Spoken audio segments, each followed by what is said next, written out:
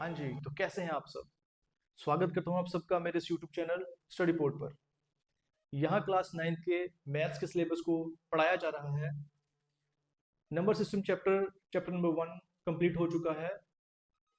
काफ़ी बच्चों की डिमांड थी कि सर पहले टर्मिनल 2 का सिलेबस करवाया जाए, क्योंकि टर्मिनल 1 के एग्जाम्स हो चुके हैं। तो आप सब बच्चों के कहने पर ही टर्मिनल 2 का सिलेबस यहाँ पे अब स्टार्ट होने जा रहा है। Chapter number 6 lines and angles आज से स्टार्ट हो जाएगा। देन फर्दर टर्मिनल 2 के जो सिलेबस है उसकी तरफ हम बढ़ते जाएंगे। तो चलिए करते हैं शुरुआत इस नए चैप्टर की, लाइन्स एंड एंगल्स की। शुरुआत हम करेंगे पॉइंट से। ये पॉइंट किसे कहते हैं? ये एक पॉइंट है। पॉइंट एक जीरो डायमेंशनल फिगर होती है। जीरो डायमेंशनल मींस जिसकी ना तो कोई लेंथ है इसकी कोई लेंथ? बिल्कुल नहीं है। ना तो इसकी कोई ब्रेथ है और ना ही इसकी कोई हाइट है। तीनों में से कोई भी चीज नहीं है। जब तीनों में से कोई चीज नहीं है तो ये जीरो डायमेंशनल है। और पॉइंट को जब भी डिनोट करना है हमेशा कैपिटल लेटर से ही डिनोट किया जाए, जैसे point A, point B, point C. दूसरी चीज में कहा जाए तो पॉइंट एक वो चीज है जब सर्कल के रेडियस को इतना रिड्यूस किया जाए, इतना रिड्यूस किया जाए कि उसका रेडियस जीरो हो जाए। जैसे कोई एक सर्कल है, बिल्कुल जीरो रेडियस का सर्कल, सर्कल जब आ जाता है छोटा सा बिल्कुल, तो वो क्या बन जाता है? पॉइंट। पॉइंट को इस तरह से बोला जा सकता है कि ऐसा सर्कल जिसका रेडियस जीरो हो तो वो हमारा क्या कहलाता है? पॉइंट कहलाता है। एंड ये जीरो डायमेंशनल है, लेंथ विड्थ हाइट इसकी कोई नहीं है। इसको हमेशा कैपिटल लेटर से डिनोट किया जाता है।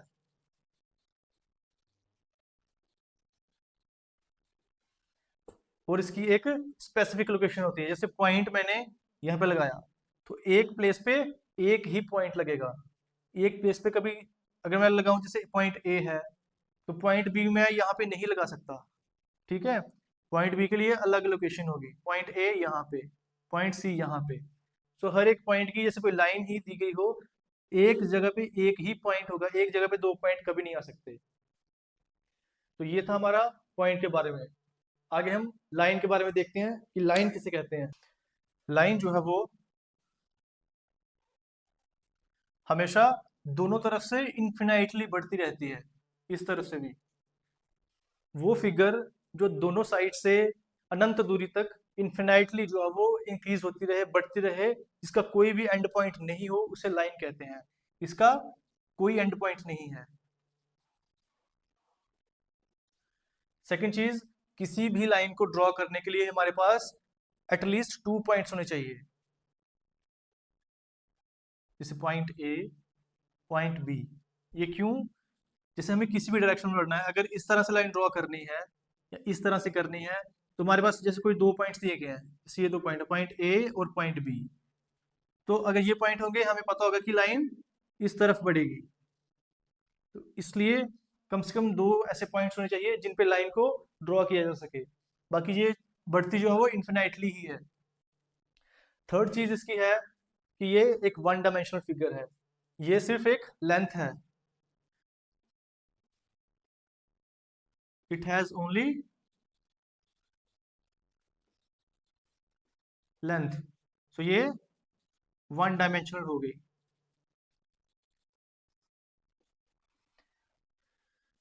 जब इसकी सिर्फ लेंथ है, ब्रेथ इसकी नहीं है, ना तो इसकी कोई हाइट है, तो इसलिए ये वन डायमेंशनल है, क्योंकि सिर्फ इसकी लेंथ ही लेंथ है। पॉइंट की एक डेफिनेशन और है।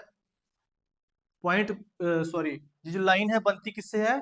पॉइंट्स से बनती है। जब ग्रुप ऑफ पॉइंट्स होगा, जब हम किसी पॉइंट को एक स्पेसिफिक डायरेक्शन में लेके चलें, जैसे छोटे छोटे points dot dot dot dot dot dot, तो डॉट से ही क्या बनती है? लाइन। फिर आगे लाइन बनती जाएगी। एक लाइन जो है वो पॉइंट से मिलके ही बनती है हमेशा।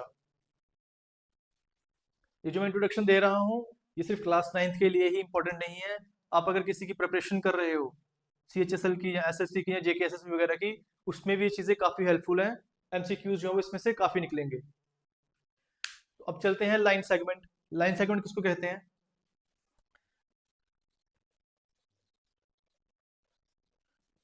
लाइन सेगमेंट हो गया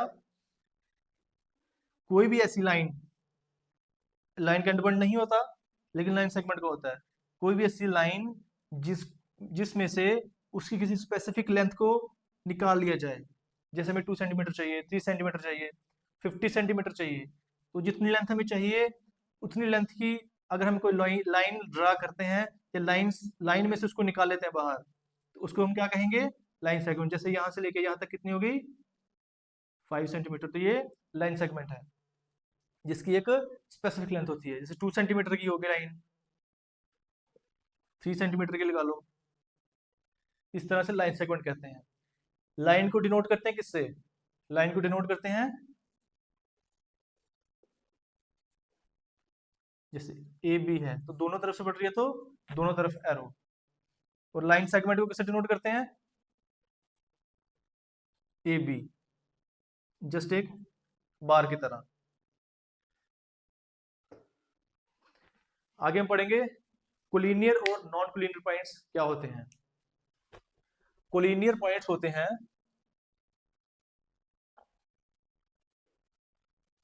जो एक ही लाइन पे आ जाए, जैसे कितने भी पॉइंट हों एक ही लाइन पे रिप्रेजेंट किए जाएं तो वो कोलिनियर हैं। क्यों, क्योंकि एक ही लाइन पे वो पॉइंट सभी हैं।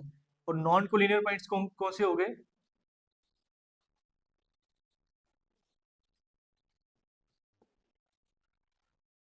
जैसे कुछ पॉइंट ए यहाँ पे है, बी यहाँ पे है, सी यहाँ पे है, डी यहाँ पे।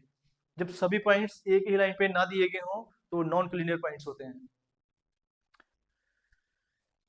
तो देखिए रे किसे कहते हैं, रे हमेशा वन डायरेक्शनल होती है। इट इज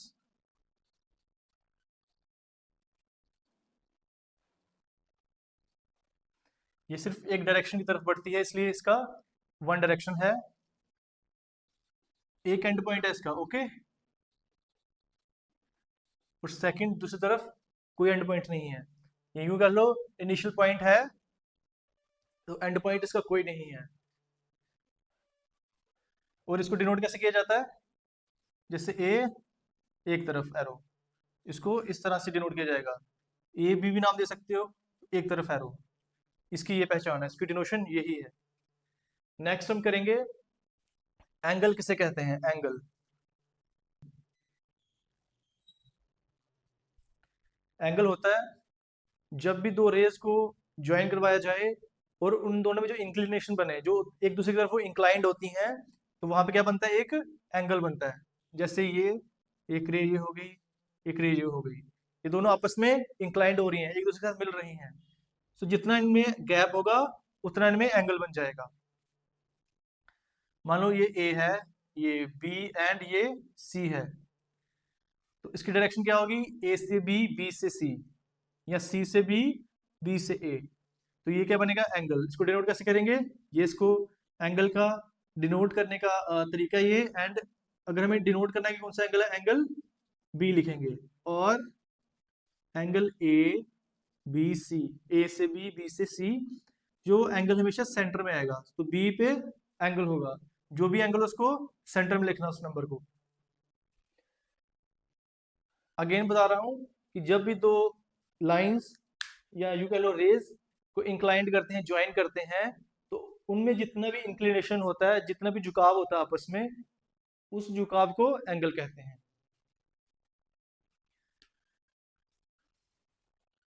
नेक्स्ट हम करेंगे परपेंडिकुलर लाइंस क्या होती हैं।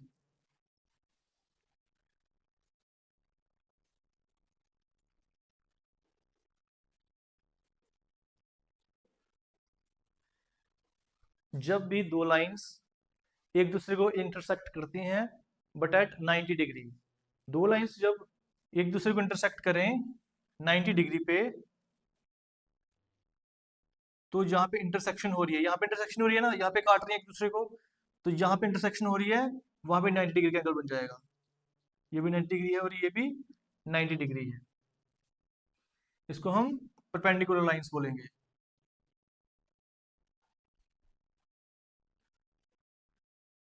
व्हेन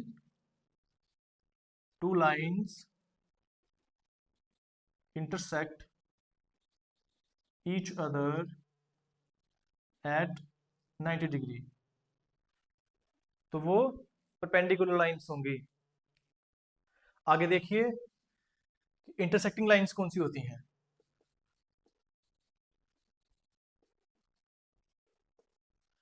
इंटरसेक्टिंग लाइंस अभी हमने पढ़ा कि दो लाइंस जब एक दूसरे को इंटरसेक्ट करती हैं 90 डिग्री पे तो वो परपेंडिकुलर लाइंस हैं, बट दो लाइंस जब कहीं से भी एक दूसरे को इंटरसेक्ट करती हैं तो वो इंटरसेक्टिंग लाइंस हैं।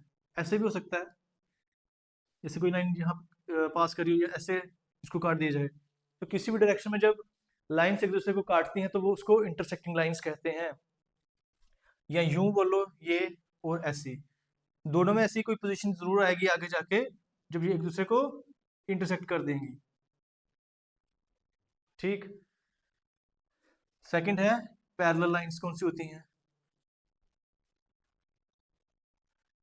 पैरेलल लाइंस को नॉन इंटरसेक्टिंग लाइंस भी कहते हैं।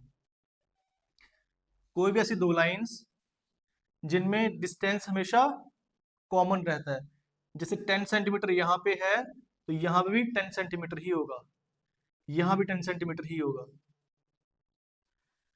जब दो लाइंस आपस में हमेशा पैरेलली चलती हैं, कभी ऐसी नौबत नहीं आती आगे जाके भी कि वो एक दूसरे को इंटरसेक्ट कर सकें, और उनमें डिस्टेंस जो है वो आपस में हमेशा कॉमन रहता है, सेम रहता है, तो उन लाइंस को क्या कहेंगे, पैरेलल लाइंस या फिर नॉन इंटरसेक्टिंग लाइंस। मान लो कोई ऐसी लाइन है, एक स्ट्रेट जा रही है, एक ऐसी जा रही है, तो ये पैरेलल नहीं है।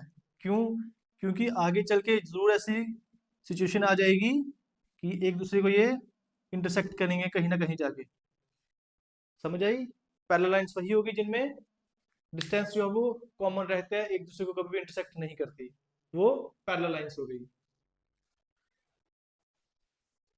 आगे हम पढ़ेंगे types of angles. Types of angles में पहला हम करेंगे कॉम्प्लीमेंट्री एंगल्स कौन से होते हैं। कॉम्प्लीमेंट्री एंगल्स, कॉम्प्लीमेंट्री एंगल्स वो होंगे कोई ऐसे दो एंगल्स जिनका सम 90 आ जाए। मान लो ये है एक एंगल, ये है और एक एंगल ये, इन दोनों का सम, दो एंगल्स ऐसे होने चाहिए कि दोनों का सम कितना हो जाए 90। मान लो एक 35 है तो दूसरा कितना होगा 55 डिग्री, और दोनों का सम कितना हो गया 90 डिग्री। तो ऐसे दो एंगल्स ए प्लस बी जिनका सम हमेशा 90 डिग्री बने, तो वो हमारे कॉम्प्लीमेंट्री एंगल्स हैं। ए और बी, जैसे ए 35 है, बी जो है वो 55 है, तो वो हमारा 90 के कुल आ जाएगा। सेकंड है सप्लीमेंट्री एंगल।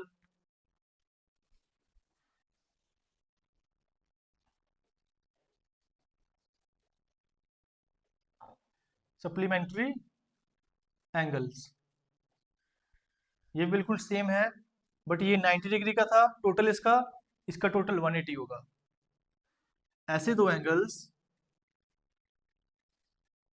जिनका सम जो है वो 180 आ जाए, जैसे यहां से लेके यहां तक पूरा कितना बनता है 180 डिग्री, तो ऐसे कोई भी दो एंगल्स जिनका सम 180 बने वो हमारा क्या होगा सप्लीमेंट्री एंगल।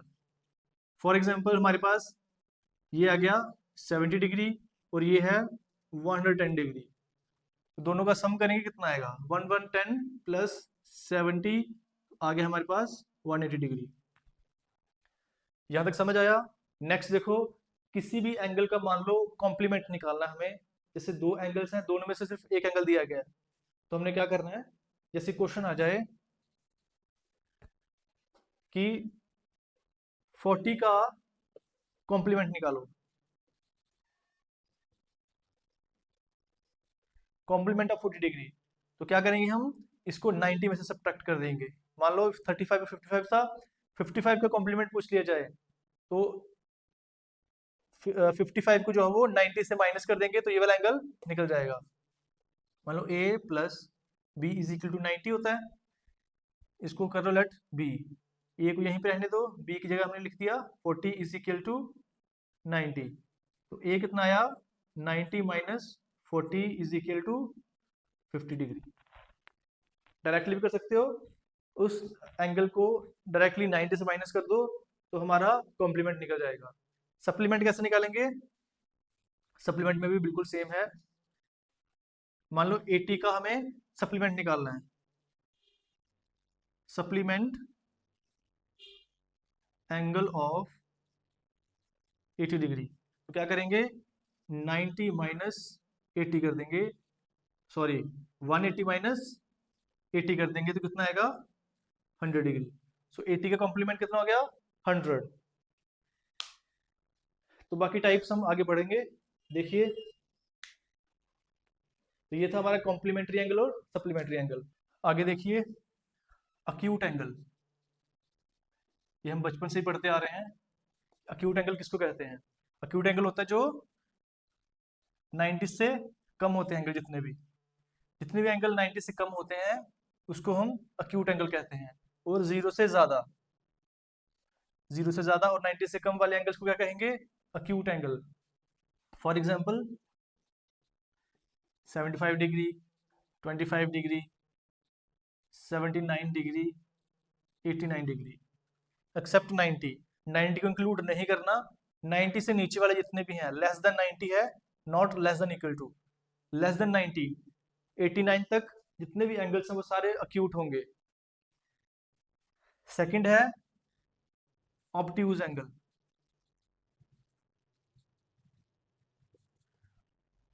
ये वो एंगल्स हैं जो 90 से ज्यादा हैं और 180 से कम वाले।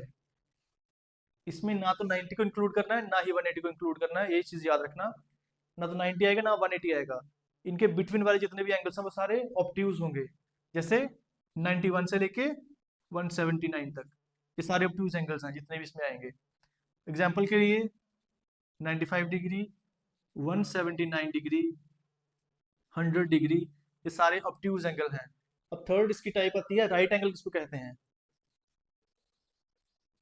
Right angle.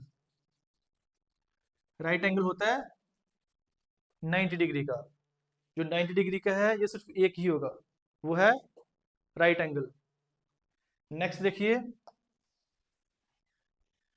स्ट्रेट एंगल किसको कहेंगे,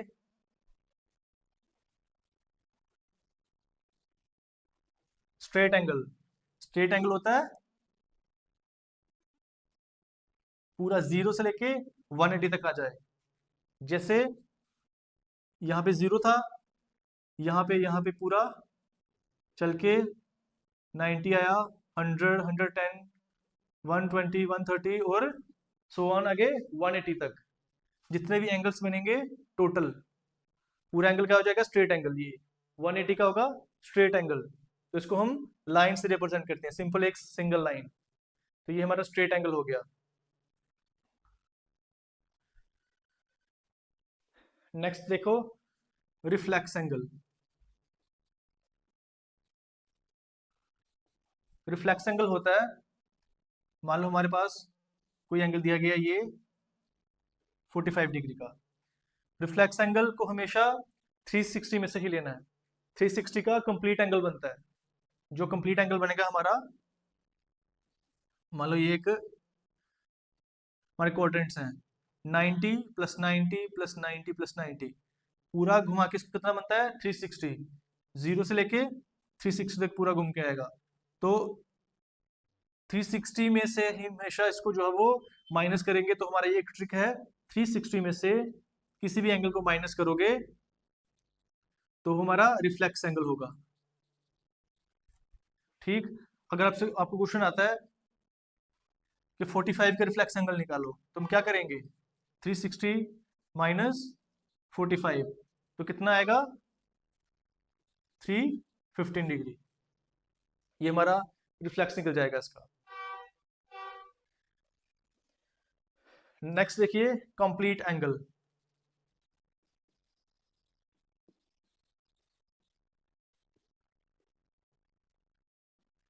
कंप्लीट एंगल वही कितना होता है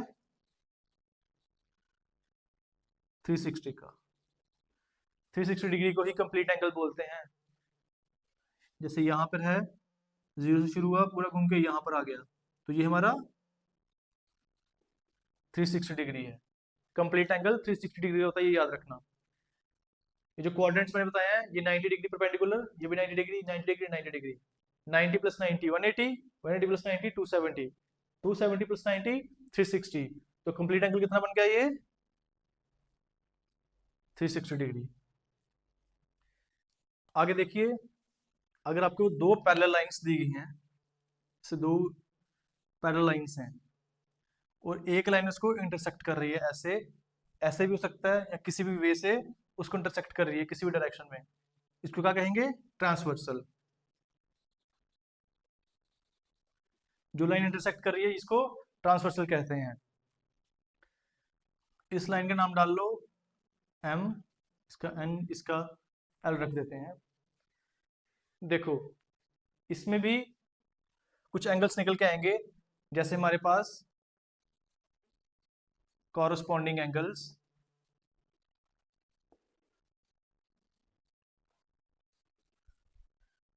सेकेंड हमारे पास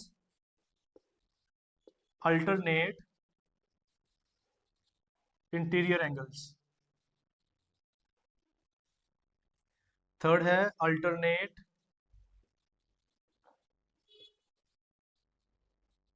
एक्सटीरियर एंगल्स। पहले ये करो, देखो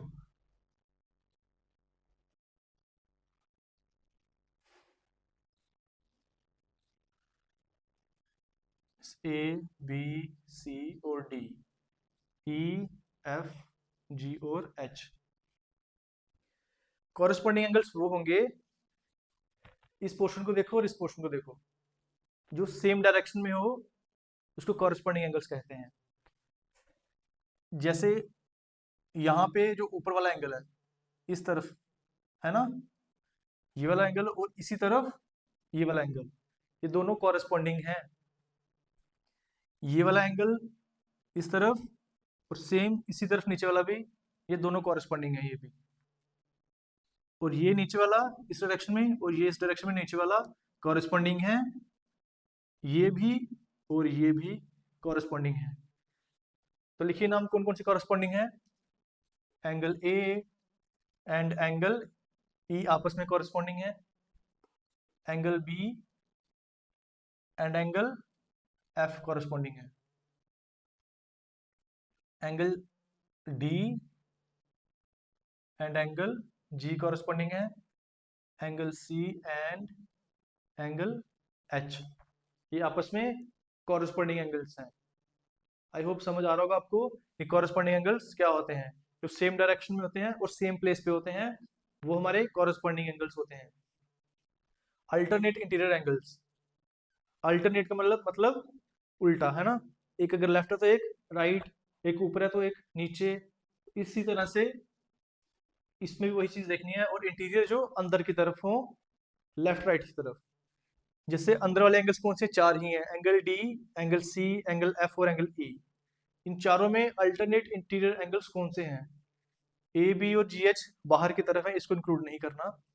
डी सी एफ और ई, ये चार ही जो है वो इन दो लाइंस के अंदर हैं। एक एंगल डी और दूसरी तरफ कौन सा एंगल आएगा? एफ। ये अल्टरनेट इंटीरियर एंगल्स हैं, है ना, एक लाइन के लेफ्ट साइड है, एक लाइन के राइट साइड है, तो ये हमारे अल्टरनेट इंटीरियर एंगल हो गए। एंगल डी और एंगल एफ, ये दोनों अल्टरनेट इंटीरियर एंगल हैं। दूसरी तरफ angle C and angle E, ये दो पेयर जो है वो अल्टरनेट इंटीरियर एंगल्स के हैं। अब अल्टरनेट एक्सटीरियर एंगल के पेयर्स कौन से हैं? अल्टरनेट एक्सटीरियर एंगल जो है वो ए बी जी और एच ही है, जो एक्सटीरियर एंगल्स हैं। इनमें भी सेम रखना है, लेफ्ट राइट लेफ्ट राइट। ए और एच एक्सटीरियर हैं अल्टरनेट, और बी और जी अल्टरनेट एक्सटीरियर हैं। तो लिख दो इनके नाम, angle A and angle H alternate exterior angles, angle B and angle G, ये भी अल्टरनेट एक्सटीरियर एंगल्स हैं। आगे देखिए, कोई भी दो पैरेलल लाइंस के बिटवीन एक ट्रांसवर्सल निकल रहा है, पास कर रहा है, तो सेम डायरेक्शन की तरफ जो अंदर वाले दो एंगल्स हैं उसको क्या कहेंगे? जैसे सी और एफ को क्या कहेंगे? सेम डायरेक्शन में इसको कहेंगे को इंटीरियर एंगल्स। डी और ई को भी क्या कहेंगे? को इंटीरियर एंगल्स। देखो,